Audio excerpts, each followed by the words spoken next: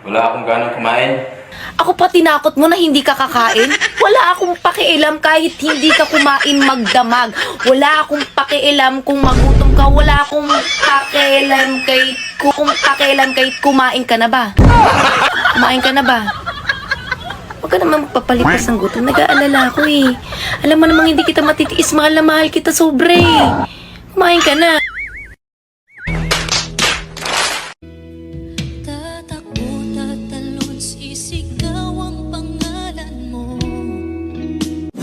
Ano yun, baliw? Tatakbo, tatalon, sisigaw ang pangalan mo. At pagkatapos, iisipin na lang panaginip lahat ng ito. buti naisip mo.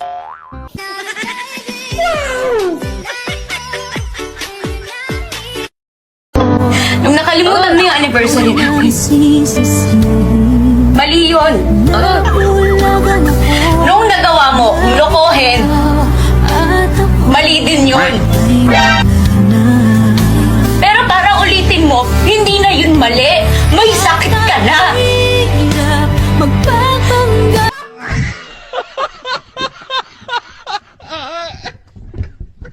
Pag inaway kita, ibig sabihin nun, lambingin mo ako.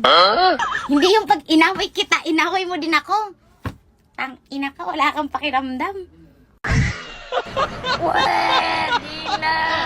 Usap-usapan po ngayon sa internet ang isang lalaking pinaalis sa Saudi Arabia dahil nababahala raw ang mga lalaki roon na maagawan ng misis dahil sa sobra niyang gwapo. Pero paano nga ba nasusukat ang kagwapuhan o kagandahan ng isang tao?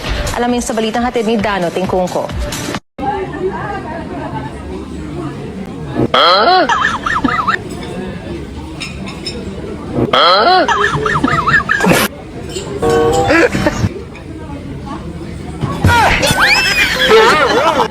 Gunggong!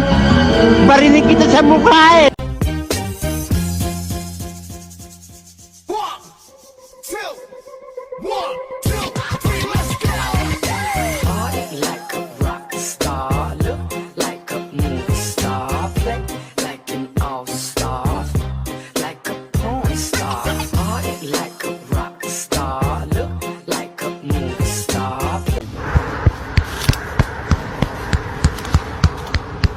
Huwag mong subukan.